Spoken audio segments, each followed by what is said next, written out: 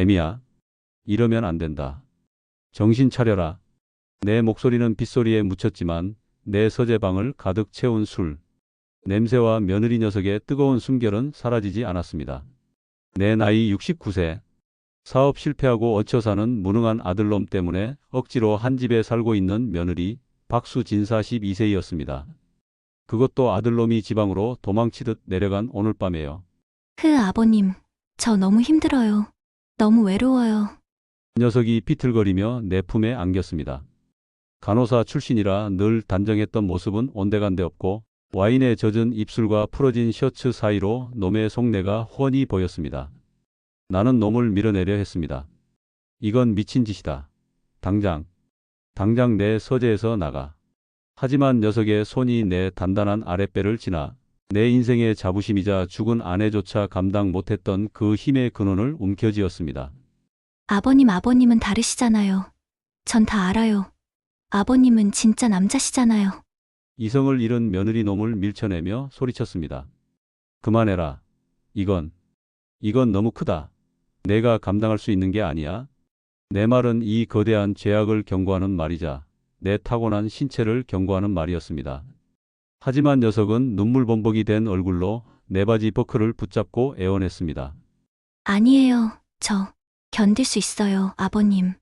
제발, 남편 놈은 10년째 저한테 못 준 걸 아버님이 제발 저한테 넣어주세요. 네. 그 순간 내 69년 인생을 버텨온 이성의 끈이 끊어지고 말았습니다.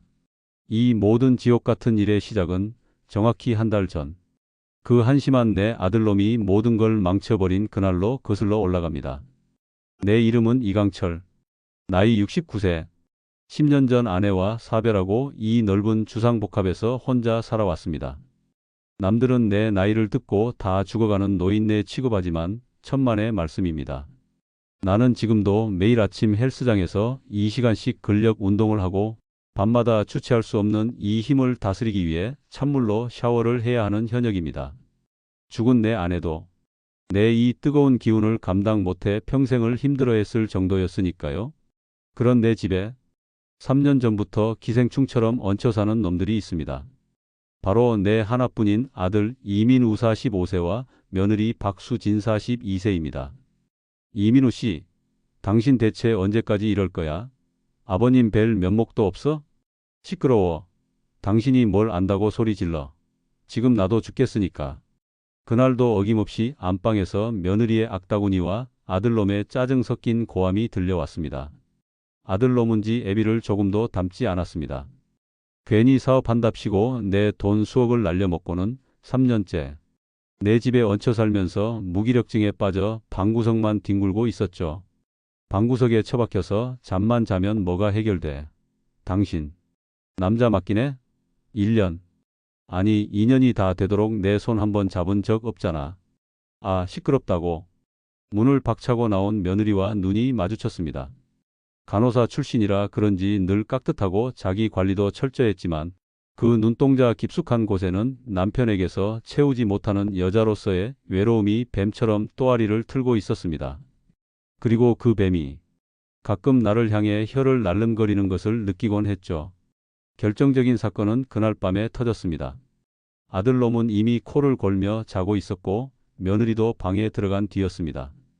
난 거실 불을 끄고 내 서재로 들어갔습니다. 내 서재는 방음이 완벽하고 나만의 공간이었죠. 그날따라 유독 몸에 열이 올라 잠자리에 들기 전 간단히 아령이라도 들어야 했습니다. 우통을 벗고 아령을 드는데 땀이 비 오듯 쏟아졌습니다. 10년 전 죽은 아내의 얼굴이 떠올랐습니다. 아이고 여보, 당신은 내 반에 반도 못 채워주고 가꾸려. 그렇게 땀을 식히며 거친 숨을 몰아쉬고 있는데 살짝 닫힌 서재 문틈으로 며느리 녀석의 눈동자와 마주쳤습니다. 물을 마시러 나왔던 모양입니다. 녀석은 내 상체를 보고 놀란 게 아니었습니다. 내 하체를 보고 상상을 초월하는 크기와 힘을 두 눈으로 똑똑히 목격하고 만 것입니다. 악! 이 녀석은 짧은 비명을 지르고는 황급히 방으로 도망쳤습니다. 그날 이후 며느리의 눈빛은 노골적으로 변했습니다. 나를 시아버지가 아닌 수컷으로 보기 시작한 겁니다. 그리고 며칠 후 며느리가 내 서재를 청소하겠다며 들어왔습니다. 아버님, 서재가 너무 먼지가 많아서요.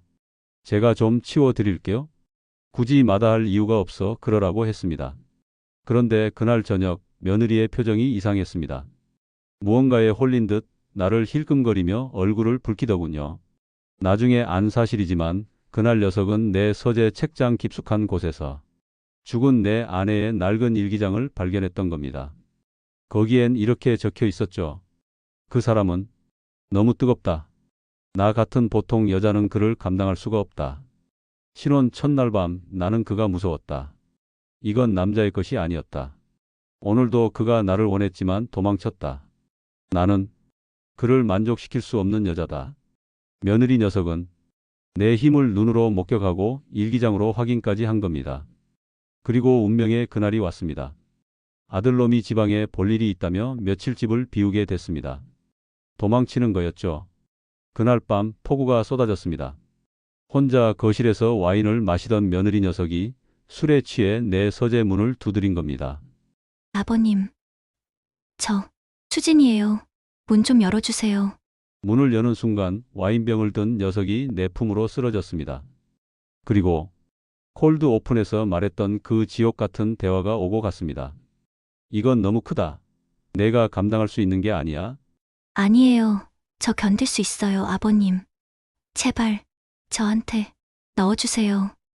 네, 10년간 억눌려 왔던 내 남성성과 10년간 남편에게 버림받았던 며느리의 외로움이 그 좁은 서재 안에서 폭발하고 말았습니다. 며느리는 죽은 내 아내와는 달랐습니다.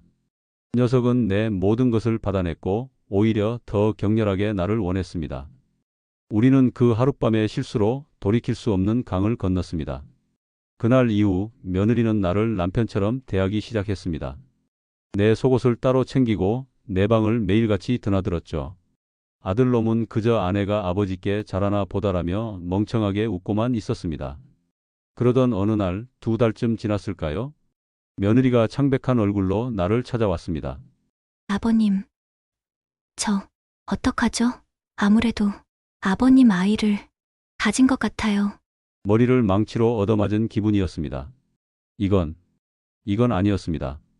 하룻밤의 불장난이었을 뿐 내 씨를 저런 년에게. 순간 혐오감이 밀려왔습니다.